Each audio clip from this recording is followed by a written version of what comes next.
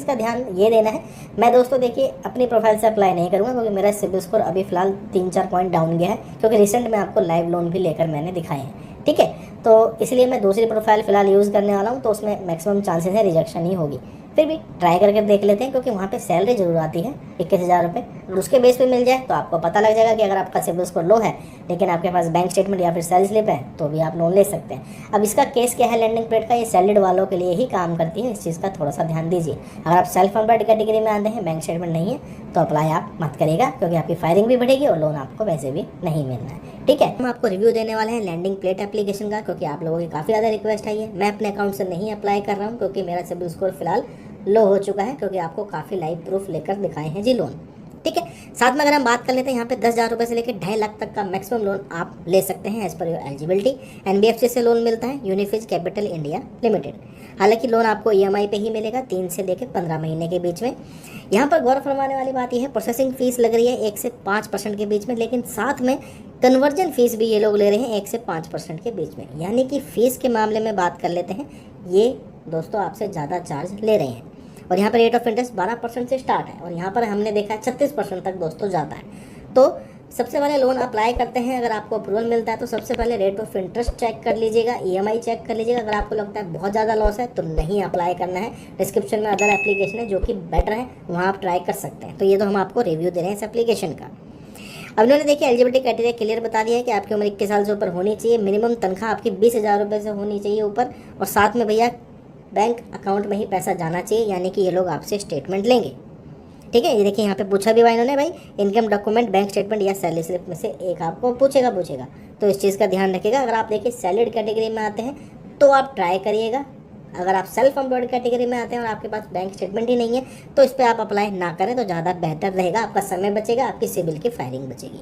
ठीक है जी, चलिए अप्लाई कर देखते हैं। जैसे एप्लीकेशन को ओपन करेंगे सबसे पहले आपने फ़ोन नंबर डालना है, टर्म्स एंड कंडीशन एक्सेप्ट करना है, लॉगिन के ऊपर क्लिक करना है, यानी कि सिंपल सा दोस्तों ओटीपी वेरिफिकेशन कंप्लीट करानी है। उसके बाद दोस्तों परमिशन देनी पड़ेगी, लोकेशन देनी है, कैमरा देनी है, और भैया आपके फाइनेंशियल एसएमएस। ठीक है, यानी कि वहीं से ही आधी कुछ चीज़ें ट्रैक कर लेगा। तो चलिए लेट्स गो पे क्लिक करेंगे। सबसे पहले दोस्तों आपको यहाँ पर डालना है आपका रेजिडेंशियल पिन कोड, सिटी और स्टेट। ठीक है, शायद हो सकता है पहले ही बता देगा कि आपके एरिया में सर्विस अवेलेबल है कि नहीं है। हालांकि इन लोगों का दावा है कि हम 9,000 प्लस पिन कोड्स पे अपनी सर्विस अवेलेबल कराते हैं। ठीक है, तो चलिए बेसिक सी जानकारी है, यानी कि पिन कोड वगैरह डालना, चलिए डाल देते हैं। अब उसके बाद दोस्तों यहाँ पे लोन की जर्नी स्टार्ट हो जाती है कि इन्होंने बोला आपने रजिस्ट्रेशन करा लिया, ठीक है, अब आप इन्फॉर्मेशन देनी है। उसके बाद इनकम वेरिफिकेशन करानी है, फिर केवाईसी आएगी, फिर बैंक अकाउंट वेरीफाई होएगा आपका, और उसके बाद दोस्तों ई साइन इन और ऑटो डेबिट सेटअप। तो ये दोस्तों इनका प्रोसेस है। चलिए अप्लाई नाउ पे क्लिक करेंगे। तो उसके बाद सबसे पहले आपको डालना है दोस्तों पैन कार्ड का नंबर, आपका first name, last name, date of birth, जो कि पैन कार्ड, आधार कार्ड और पैन कार्ड के हिसाब से, क्योंकि सेम ही होगी। उसके बाद जेंडर बताना है कि आप मेल हैं कि दोस्तों फीमेल हैं। ठीक है, उसके बाद दोस्तों बताना है कि आप सैलरीड हैं कि भाई कोई बिजनेस एम्प्लॉय है या फिर अदर। अब देखिए इस कैटेगरी में तो लोन नहीं मिलेगा डेफिनेटली। अब इन्होंने बोला है कि बैंक स्टेटमेंट भी चाहिए, तो डेफिनेटली ये सैलरीड वालों को ही लोन देते हैं। ठीक है, अगर आप बिजनेस कैटेगरी में आते हैं, आईटीआर है, तो आप ट्राई करिएगा, नहीं तो मत ट्राई करिएगा। उसके बाद बैंक ट्रांसफ़र पे ही लोन देंगे, इस चीज़ का ध्यान रखना। कैश लिखेंगे तो भी ये लोन नहीं देंगे आपको। तो सैलरीड कैटेगरी में आएंगे, 20,000 रुपये से ऊपर तनख्वाह है और बैंक स्टेटमेंट है आपके पास, तो आप अप्लाई करिए। उसके बाद यहाँ पे लिखनी है कितनी आपकी मंथली सैलरी है, तो वो आपको बतानी है, जो कि देखिए 20,000 रुपये से ऊपर होनी चाहिए। इसके बाद दोस्तों यहाँ पे आपको सेल्फी लेनी है। ठीक है, कोई ग्लास नहीं होना चाहिए, हेडफोन नहीं होनी चाहिए, कैप वगैरह नहीं होनी चाहिए, क्लियर पिक्चर आपकी आनी चाहिए। चलिए इसको कंप्लीट करेंगे। नेक्स्ट इंटरफेस में दोस्तों बताना है जी आपको डेजिग्नेशन, कंपनी का नाम, उसका एड्रेस, पिन कोड। अगर वेबसाइट है तो वेबसाइट आपको यहाँ पर डालनी पड़ेगी, और ये भी बताना है कि आप अप्लाई कहाँ से कर रहे हैं, घर से कर रहे हैं कि ऑफिस से कर रहे हैं। ठीक है जी, तो ये हो गई जी आपकी कंपनी की डिटेल। अगर आप जॉब करते हैं तो ये सारी डिटेल आपके पास होंगी।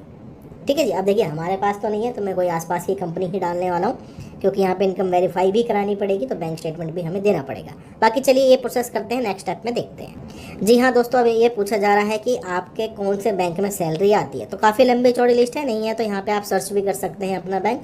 तो अपने बैंक अकाउंट को दोस्तों चूज़ करिएगा जिसमें भी आप सबसे ज़्यादा लेन देन करते हैं।